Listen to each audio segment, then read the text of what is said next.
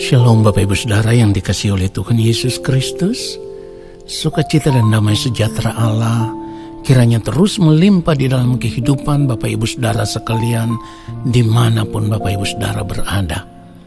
Mari kita siapkan hati kita untuk menerima kebenaran firman Tuhan saat ini. Mari kita berdoa.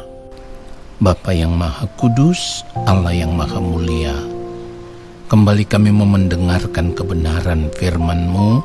Bapa, berbicaralah bagi kami, sampaikanlah isi hati-Mu. Roh Kudus Tuhan, ajar kami supaya kami semakin mengerti akan kebenaran firman yang kami dengar. Di dalam nama Tuhan Yesus Kristus kami berdoa, haleluya, amin. Saudara yang dikasihi oleh Tuhan Yesus Kristus, kebenaran firman Tuhan di dalam Roma 8 ayatnya yang ke-7, sebab keinginan daging adalah perseteruan terhadap Allah, karena ia tidak takluk kepada hukum Allah. Hal ini memang tidak mungkin baginya. Saudara yang dikasihi oleh Tuhan Yesus Kristus, tanpa kita sadari, di dalam kehidupan kita setiap hari, artinya di dalam setiap perjalanan hidup kita dari hari lepas hari, ada begitu banyak keputusan-keputusan hidup yang kita buat, keputusan-keputusan hidup yang kita ambil. Nah, persoalannya adalah seringkali kita tidak pernah menyadari atau kita tidak pernah mau berpikir apakah keputusan-keputusan yang kita ambil di dalam kehidupan kita itu adalah keputusan yang sesuai dengan kehendak Tuhan atau tidak. Kita tidak pernah memikirkan itu, saudaraku. Padahal kita hidup sebagai orang percaya, segenap hidup kita milik Tuhan. Sebab firman Tuhan katakan, kamu sudah dibeli dan harganya lunas dibayar. Itu artinya keputusan hidup yang kita buat, keputusan hidup yang kita ambil pun harus sesuai dengan kehendak Tuhan. Tidak boleh tidak. Nah, saudaraku, kenapa kita harus mengambil keputusan harus sesuai dengan kehendak Tuhan?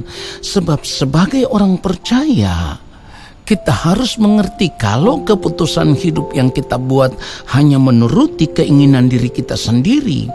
Yang sudah sering saya katakan bahwa keinginan diri kita sendiri biasanya selalu dipenuhi dengan keinginan daging. Nah, saudaraku, kalau kita tahu bahwa keinginan daging adalah perseteruan terhadap Allah, kita tidak boleh lagi hidup menuruti keinginan daging. Keinginan daging adalah maut, tetapi keinginan roh adalah hidup dan damai sejahtera. Jadi seharusnya di dalam hidup ini kita menyerahkan segenap hidup kita untuk dipimpin oleh roh Allah. Tidak boleh tidak, saudaraku. Kalau kita tidak memberi diri kita dipimpin oleh roh Allah, itu artinya kita bukan anak Allah.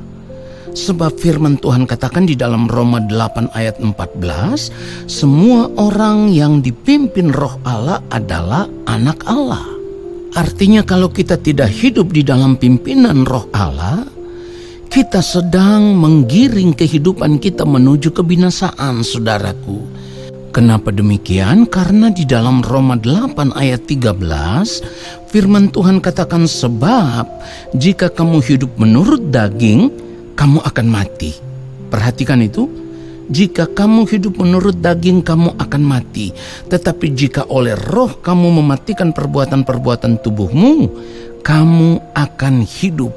Jadi apapun yang menjadi keinginan hawa nafsu diri kita yang selalu dipenuhi dengan keinginan-keinginan daging, kita harus bisa, kita harus mau mematikan semuanya itu dari dalam kehidupan kita. Lalu kita memberi diri supaya hidup di dalam pimpinan roh. Ingat, saudaraku, jangan sampai nanti kita akan menyesal setelah berada di balik kematian. Sebab setelah kita berada di balik kematian, sudah tidak ada waktu lagi, sudah tidak ada kesempatan lagi untuk bertobat. Jangan sampai menyesal, saudaraku. Ingat, firman Tuhan katakan di dalam Galatia 5 ayat 24, barang siapa menjadi milik Kristus Yesus, ia telah menyalibkan daging dengan segala hawa nafsu dan keinginannya. Jadi kalau kita tidak mau menyalibkan daging dengan hawa nafsu diri kita, maka di masa hidup kita yang sangat singkat di dunia ini, yang firman Tuhan katakan hanya 70 tahun, kalau kita tidak berjuang untuk menyalibkan daging kita, maka dapat dipastikan di balik kematian nanti kita akan binasa di kekekalan.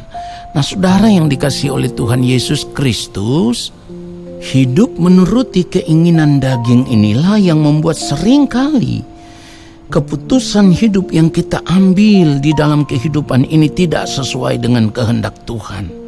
Saudaraku, kenikmatan daging itu hanya sementara. Jadi jangan tukar keselamatan kita dengan kenikmatan yang hanya sementara.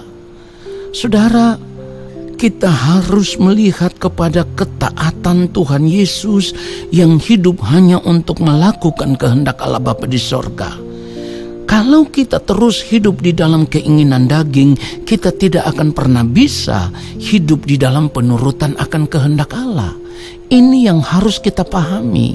Sampai kapanpun kita tidak akan pernah bisa hidup melakukan kehendak Allah kalau kita tetap hidup menuruti keinginan daging. Saudaraku, kalau kita sudah tahu bahwa keinginan daging itu perseteruan terhadap Allah, lalu kita masih mau tetap hidup menuruti keinginan daging, kita menjadi orang yang paling bodoh.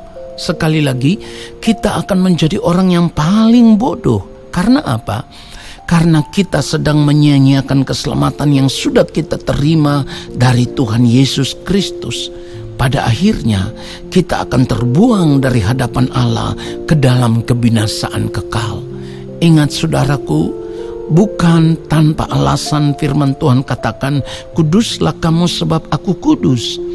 Artinya kalau hidup kita tidak ditemukan kudus di hadapan Allah, maka hidup kita tidak berkenan kepada Allah.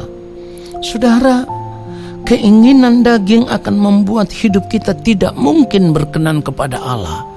Keinginan daging hanya membawa kita hidup di dalam dosa. Dan firman Tuhan katakan upah dosa adalah maut. Ingat baik, sekali lagi ingat baik. Ketika Adam dan Hawa jatuh ke dalam dosa, Tuhan mengusir mereka. Artinya dosa tetap mendapat hukuman. Allah tidak pernah kompromi dengan dosa. Oleh sebab itu saya mau katakan sekali lagi di akhir renungan ini, jangan sampai saudara menyesal. Saya harus katakan, berhentilah hidup menuruti keinginan daging dan mulailah hidup melakukan kehendak Allah supaya hidupmu berkenan di hadapan Allah. Tuhan Yesus memberkati kita semua. Amin. Mari kita berdoa. Bapa, kami bersyukur untuk kebenaran firman-Mu. Setelah kami mendengarkan kebenaran firman-Mu, kami mau mengambil keputusan untuk melepaskan segala bentuk keinginan daging yang seringkali menguasai hati dan pikiran kami, yang terus berlomba untuk menggiring kami supaya bisa menikmati dunia ini. Ya Bapa, ampunilah kami.